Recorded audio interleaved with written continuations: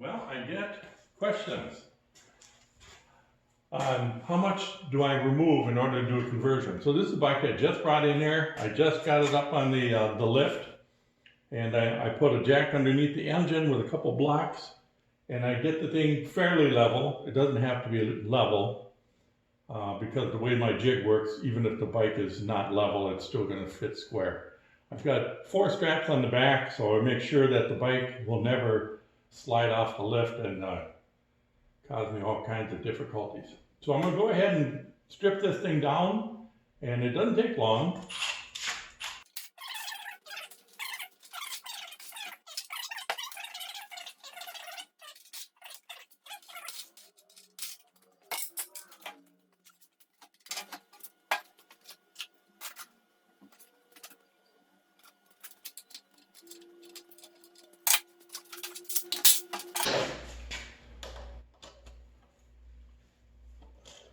It's nice working on metric bikes.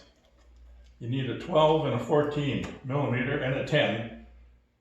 10, 12, 14, that's about it. Once in a while a 17, but you really are limited to just a few wrenches and a few sockets.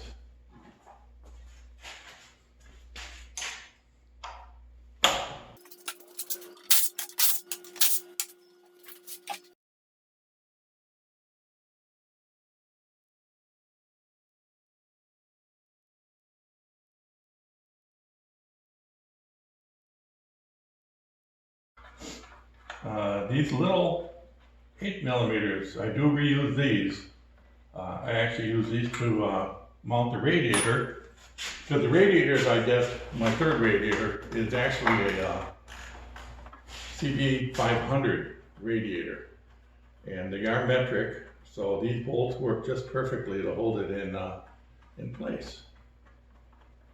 So you reuse as much as you can. The forks are going to go away. I end up cutting them off at 10.5 inches, because those are used to run the steering.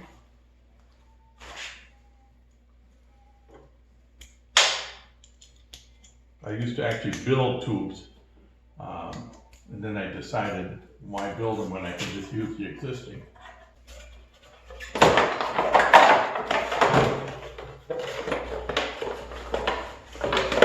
And usually that's stubborn. They usually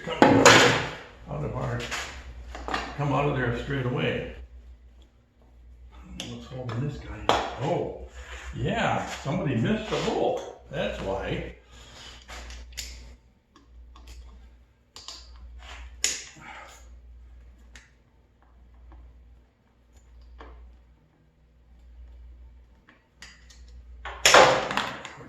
Now we can get that goofy thing out of the way. We'll get this wheel on here. If you didn't know it, that's what that hole in there is for, is to pull the axle out. And typically these axles, people grease them, have absolutely no idea why. Because they're not a bearing surface, the axles don't turn, they're not a friction spot, and they don't rust because they're made out of chromium steel. But some of them are really greased up.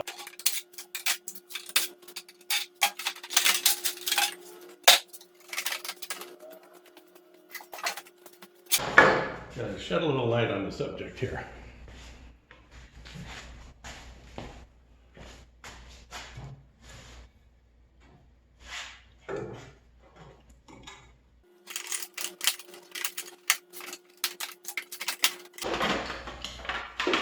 And this shield gets thrown away. I have no use for it, and I build one out of metal when I'm done, so that is dumpster.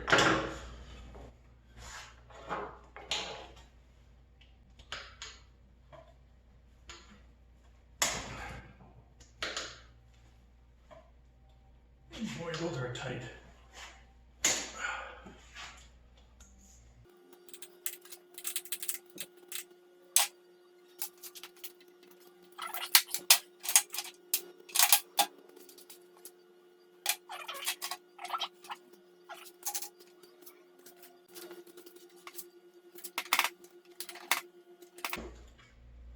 did a video a while back on replacing your alternator. This is the wrench I bought to do it. Handiest thing ever. It really works nice on places like this where you have to put a little bend in the wrench in order to get around things. I would highly advise putting one of those in your arsenal. Boy, these suckers are tight. No, there's no such thing as tight enough, I guess. Okay, good. Now we'll let her down a little bit.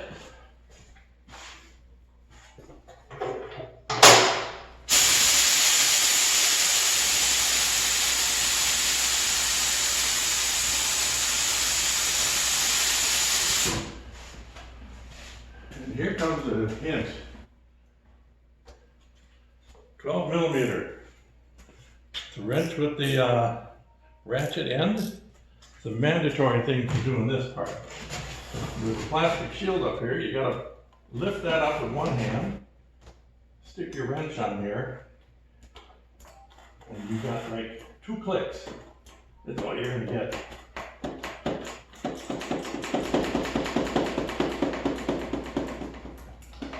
But that's all you need. And they come right out.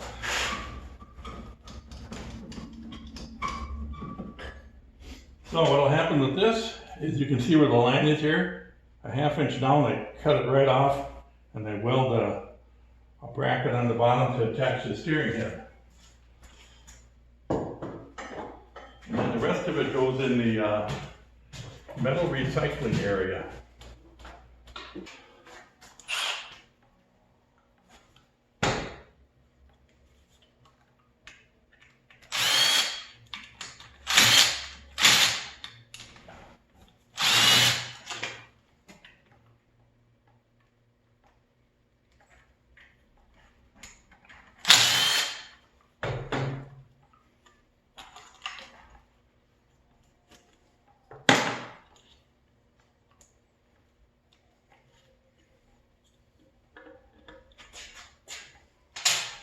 Probably put those all in a box someplace.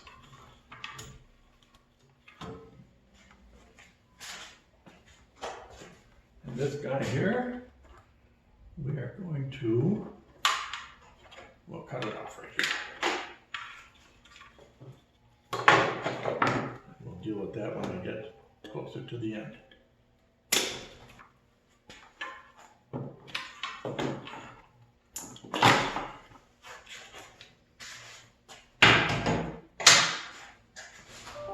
So that'll end up tucked back there. This will hook up to my terminal strip. We'll get these all behind the metal shield so they don't interfere with anything. I think that'll be just fine. In the meantime, they're going to be kind of a pain because they're going to be right in the way. So we'll try to do that for now. Got a couple insecticides in here. Got a bee's nest over there. Okay. So I've got some brake lines I have to trim off here. Otherwise I'm pretty much done with that. The last step is to pull the exhaust shields and the crash bars.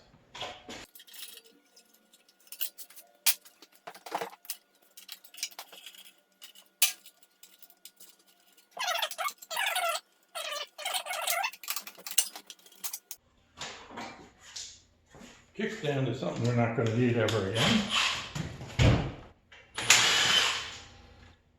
We'll get rid of that guy.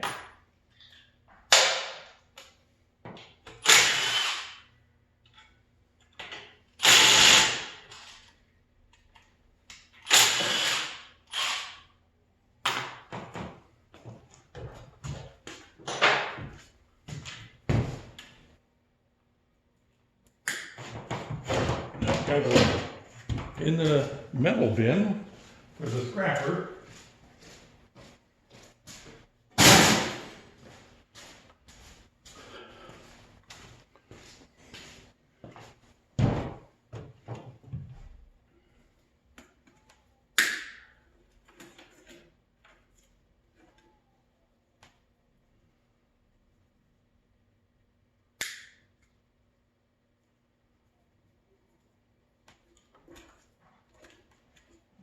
care of this guy right away. Yellow wire goes away.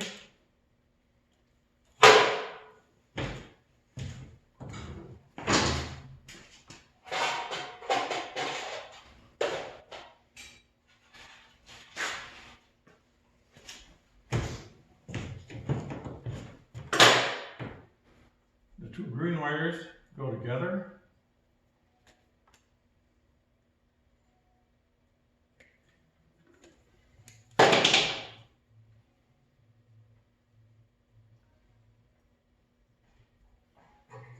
And I'll put a crimp connector on there. These crimp connectors are great, but you gotta have this tool. And it's gotta be an industrial one. Then they work fine.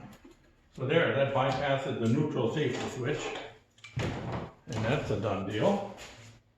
So all that's left now is to get these crash bars off of here. They get removed, but I do put them back as part of the reassembly. But I have to take them off because that's my mounting location for the frame.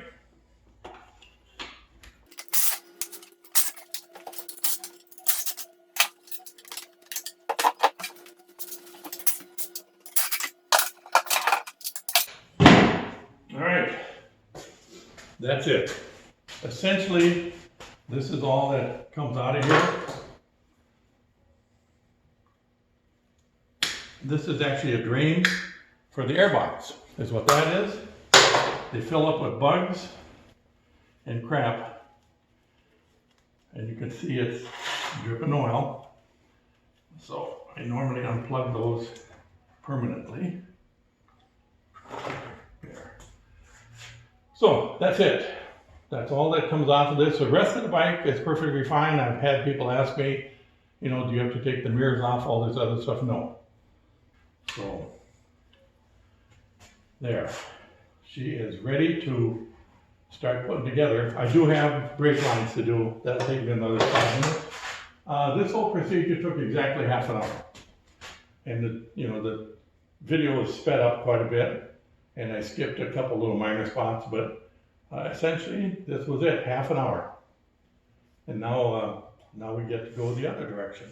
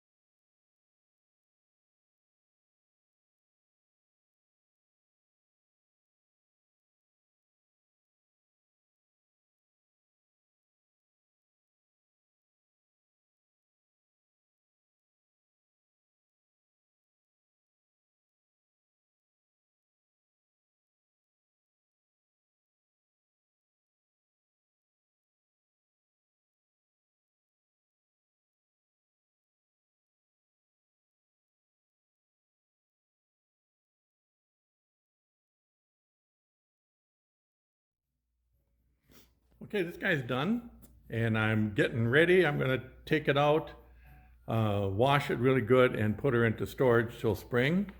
The owner's from Wisconsin, as I mentioned before, and it's no really use for him to have it in his garage at this point. It's about a 300-mile drive to his house, so we're just going to wait till spring, and I think he's going to come and drive it back. That probably makes more sense. So anyway, this guy's done. I'm going to polish it up real good and kind of winterize it a little bit and put her in storage.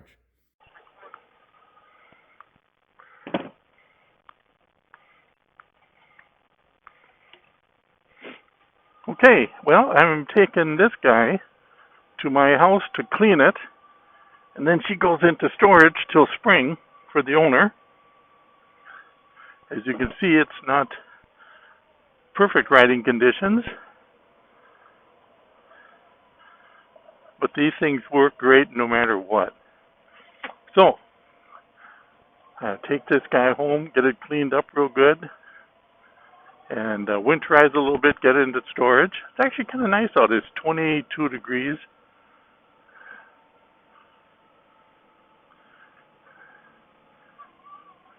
Dressed appropriately there. Streets are a little sloppy, I guess, but we're going to clean anyway, so it doesn't matter.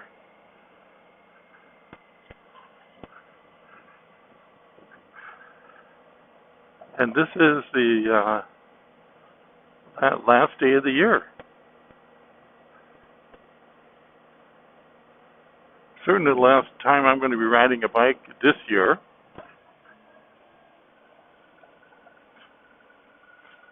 We just got our Main Street opened here recently. Total reconstruction. It's very nice. Added more roundabouts. We have, I think, 9 of them all together now. One of these days, people will figure out how they work. Most people stop.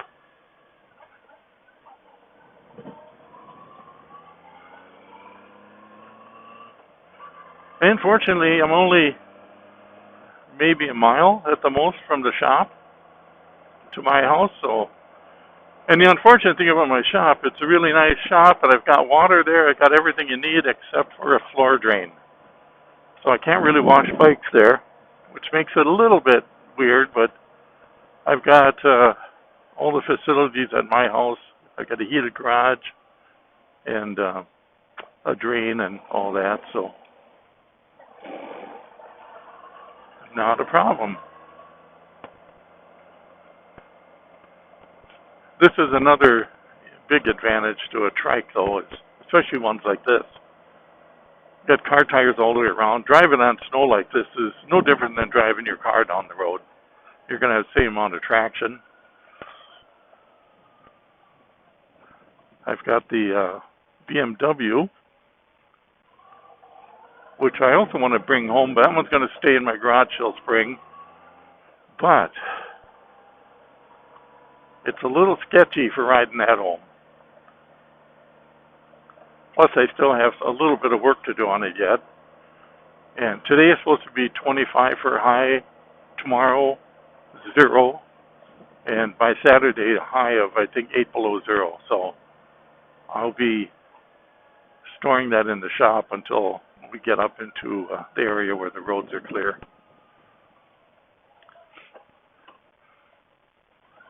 Well, it's nice to document the last official ride for the year. So 2021 is the riding season, ends here in about 500 feet.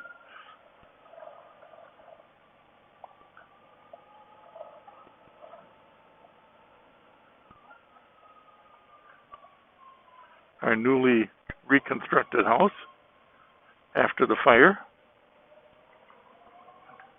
Just a note to people, don't set your house on fire. It's not worth the trouble. All right, let's open the door. Right.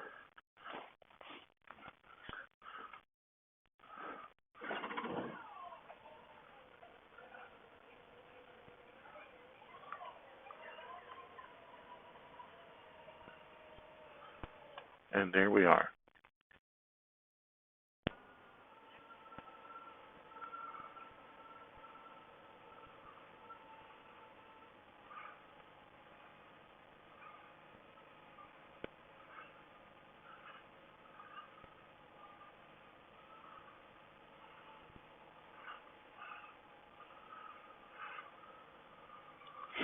Well, it's a rosy-toasy 20 degrees out. And I'm taking this guy in to put it into storage for the rest of the winter. This is a customer bike, which I just finished not too long ago. I had it parked in my garage so I could wash it real good. So now I'm going to put it away. He's going to come get her in spring. And fortunately, it's warmer today. Yesterday was 16 below 0, which would have been not the day to do this.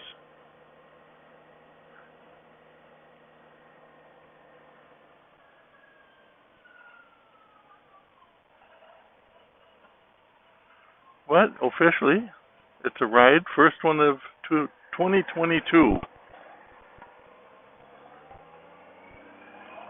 2022, and it's the 2nd of January, so it's a whole bunch of twos all stuck together. And not too uncomfortable. It's chilly, but doable. Pretty short ride. I'm only about 4 or 5 blocks away from my storage unit. I've got, I think, 4 motorcycles in there right now. 2 trikes and 2 motorcycles, 2 trailers. So it's a 40-foot container that I use for storage. You know, guy has all this stuff which you probably don't need, but guys just happen to have stuff. It's the way it is.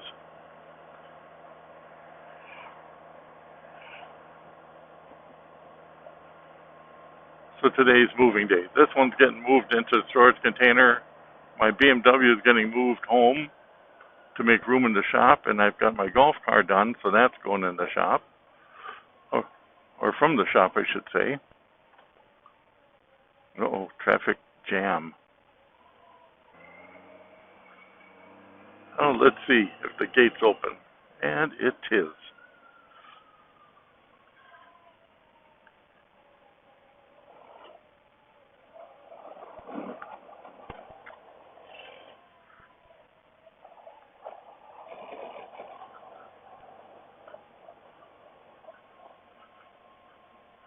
She's a little snowy and icy out here.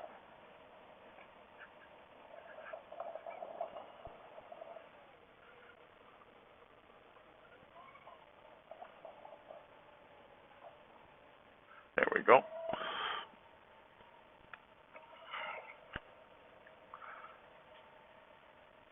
So we will see if we can get this thing open.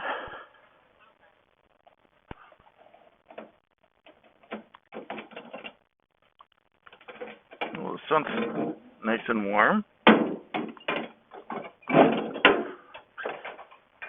Uh-oh, I'm going to have to move some things here. I don't have enough room. This is my wing, and that is my Valkyrie.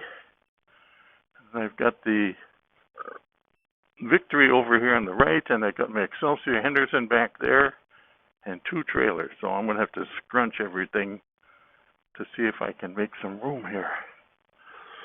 I think I can get this guy pushed up enough.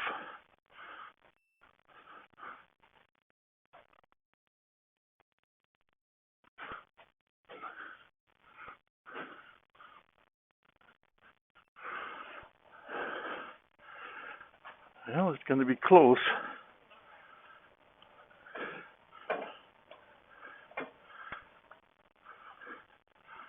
Yeah, I think it'll fit.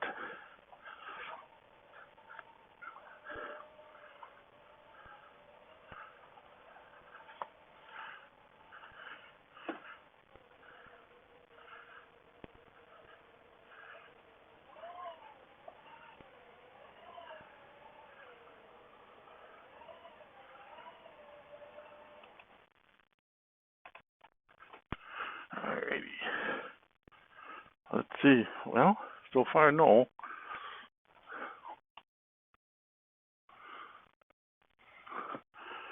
Huh.